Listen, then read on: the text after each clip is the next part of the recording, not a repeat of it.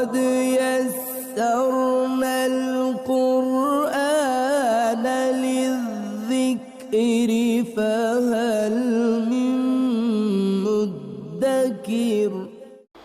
अल्हम्दुलिल्लाहि रब्बिल आलमीन वस्सलातु वस्सलामु अला सय्यिदिल अंबियाइ वल मुरसलीन अम्मा बाद फ़अऊज़ु बिल्लाहि मिनश शैतानिर रजीम बिस्मिल्लाहिर रहमानिर रहीम। काबिल एहतराम सूरह तलाक़ के बाद 28वें पारे में सूरत तहरीम आज हम शुरू करने लगे हैं। तहरीम का जो लफ्ज़ है इसका माना है हराम होना और हराम करना। इस सूरह मुबारका में नबी पाक अलैहिस्सलाम के मामूलात में से एक मामूल का ज़िक्र है। गोया कि सीरत तय्यबा का एक वाक़या इसके अंदर है और उस वाक़े के हवाले से उम्मत की कुछ इस्लाह की गई है। वाक़या को यूँ है कि आक़ाए दो जहां अलैहिस्सलाम अपने 24 घंटे के मामूलात में से एक मामूल ये भी था कि आप बाज़ औक़ात असर की नमाज जब पढ़ लेते तो आप मुख्तलिफ़ अज़वाज के हालात मालूम करने के लिए उनके हुजरों में और कमरों में तशरीफ़ ले जाते।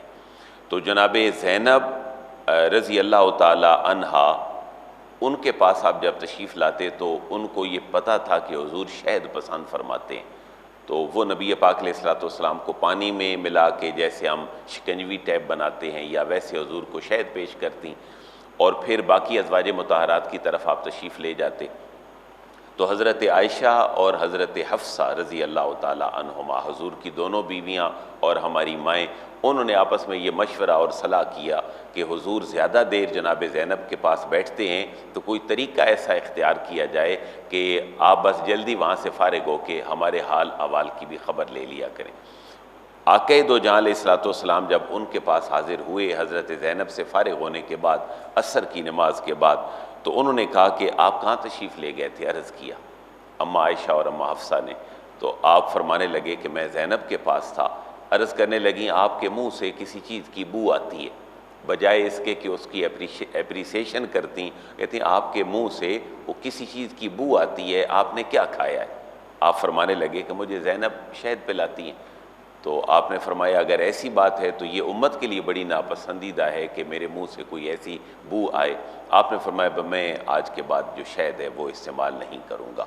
अल्लाह तबारक व तआला ने इस सूरह मुबारका के इब्तिदाई अल्फाज में ये बात फरमाई कि ए हबीब, आपका सिर्फ़ अपने ऊपर आर्जी तौर पर किसी चीज़ को मना करना उम्मत के लिए हराम होने का सबब ना बन जाए और उम्मत इसको पक्का पक्का हराम ही ना समझने लग जाए। लिहाजा ए हबीब, आप ये इनको ना कहें कि मैं आज के बाद शहद इस्तेमाल नहीं करूँगा, बल्कि अल्लाह ने जिस चीज़ को हलाल रखा है आप उसको अपने ऊपर हलाल रखें और जिस चीज़ को आप अल्लाह ने हराम करार दिया है उसको आप अपने ऊपर हराम रखें।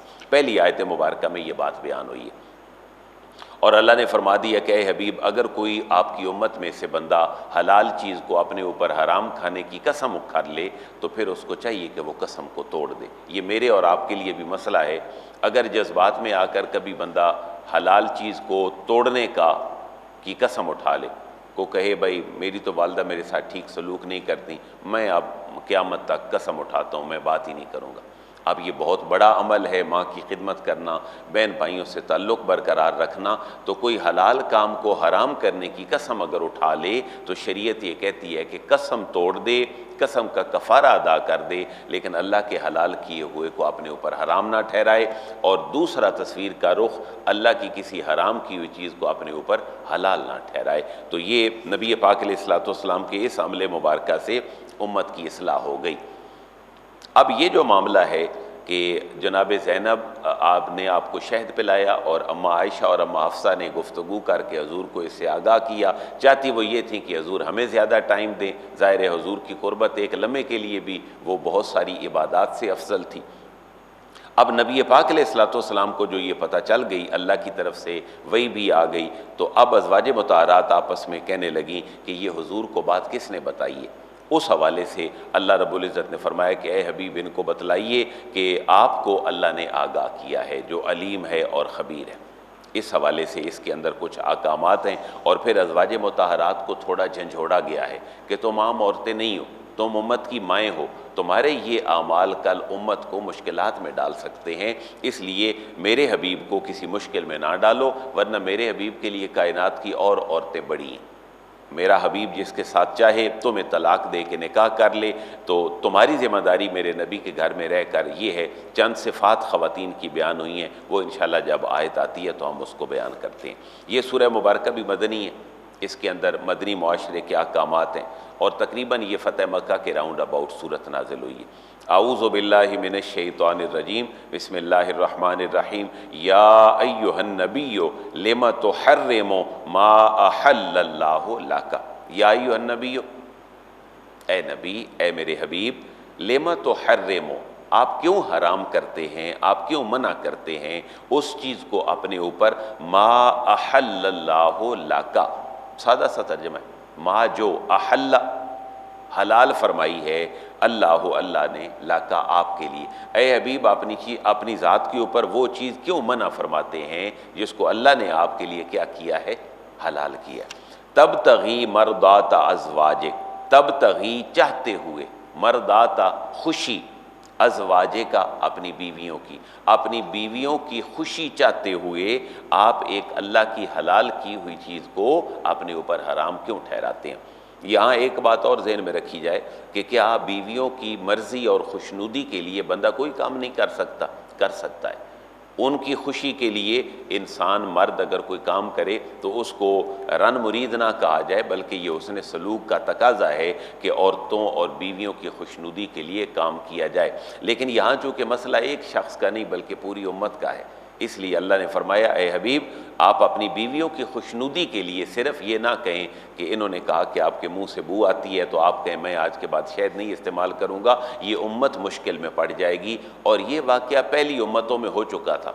हज़रत याकूब अलैहिस्सलाम ने अपनी बीमारी की वजह से कोई चीज़ अपने ऊपर परहेज़ी तौर पर मना की, उसके बाद बनी इसराइल ने उसको क़यामत तक अपने ऊपर हराम करार दिया। तो अल्लाह फरमा रहे हैं, हबीब, उम्मत मुश्किल में पड़ जाएगी। बीवियों की खुशनुदी मसला नहीं है, बल्कि उम्मत की मुश्किल में पड़ने का मसला है। आपका अमल ख़राब नहीं, लेकिन उम्मत जो है वो इससे परेशानी में मुब्तला हो जाएगी। वल्लाहु गफ़ूर रहीम, और अल्लाह तबारक व तआला गफ़ूर बख्शने वाला है और रहीम रहम फरमाने वाला। अब अगर कोई मसला शरी बयान होने लगा, क्योंकि सूरह तारीम मदनी है, इसके अंदर मदनी अहकामात होते हैं। अगर कोई बंदा हलाल को अपने ऊपर मना करने की कसम उठा ले तो उसके लिए लाजिम है कि वो कसम को तोड़ दे, वो काम करे, ताकि और कसम का जो है वो अपना जुर्माना दे अल्लाह के हुजूर, क्योंकि हलाल अल्लाह की चीज़ों को हराम ना करे। कद फ़रदल्लाहु लकुम तहिल्लता ऐमानिकुम, कद फ़रदा तहकीर मुकर्रर कर दिया है अल्लाह अल्लाह ने, लकुम तुम्हारे लिए, तहिल्लता ऐमानिकुम तुम्हारी जो कसमें हैं उनकी गिरा खोलने का तरीका अल्लाह ने मुतय्यन फरमा दिया है। ये ईमानिकुम नहीं है बल्कि ऐमानिकुम है। यमीन की जमा है ऐमान, कसम उठाना। ईमान और ऐमान, देखें एक हमज़े की वजह से माना के अंदर फ़र्क आ गया। ईमान का माना यकीन है और ऐमान का माना कसम है। तो लोग जो बच्चियों के नाम रखते हैं उनको भी इन चीज़ों का ख्याल रखना चाहिए। ईमान भी कोई नाम नहीं है। लोग बच्चियों का नाम रखते हैं ईमान, ऐमान भी कोई नाम नहीं है। लेकिन ऐमान कसम को कहते हैं और जो ईमान है वो यकीन के माना में है। तो ये नाम नहीं है, नामों की एक पूरी कैटेगरी है जिसको हम नाउन कहते हैं, और किसी चीज़ को पुकारने के लिए उसकी शनाख्त होती है। तो फ़ेल किसी की शनाख्त नहीं हो सकता। अब कोई थोड़े अरसे बाद उठना नाम रख ले, मेरे बेटे का नाम उठना है, मेरे बेटे का नाम बैठना है, मेरे बेटे का नाम खाना है, ऐसा नहीं है, बल्कि फ़ेल को फ़ेल रखा जाए और इसम को इसम रखा जाए। वल्लाहु मौलाकुम व हुवल अलीमुल हकीम, वल्लाहु मौलाकुम, और अल्लाह ही तुम्हारा कारसाज है, व हुवल अलीमुल हकीम, और वही है जो सब कुछ जानने वाला है, अलीम है, और अल हकीम वो बहुत ही हिकमत वाला है। ये जो अगली आयात मुबारका हैं इनका मौजू एक तरह का मौजू थोड़ा तवील है। मैं चाहता हूँ इनको इकट्ठा हम शुरू करें और ये एक ही नशिस्त में हमारा मौजू मुकम्मल हो ताकि अगली बात मुकम्मल कर ली जाए। अब जब नबी पाक अलैहिस्सलातु वस्सलाम जनाब ज़ैनब की तरफ बाद में नहीं गए तो अब पता चला कि मेरे बारे में हुजूर को किसने बताया कि मैं कोई ऐसा, मैंने तो आपको शहद पिलाया था, इन्होंने ऐसी बात क्यों की है। ये जो अज़वाज मुताहरात की आपस में गुफ्तगू थी, अब उन्होंने इसको बदगुमानी में लेने की कोशिश की, लेकिन अल्लाह ताला ने अगली आयत में वाज़ेह फरमा दिया, भाई एक दूसरे के बारे में बदगुमानी ना करो, बदगुमानी नहीं है, ये अल्लाह ने अपने हबीब को इस चीज़ से मुत्तले फरमाया है। और बाकायदा इसका जब वही में ज़िक्र आ गया है तो तुम एक दूसरे के ऊपर इल्ज़ाम तराशियाँ ना करो।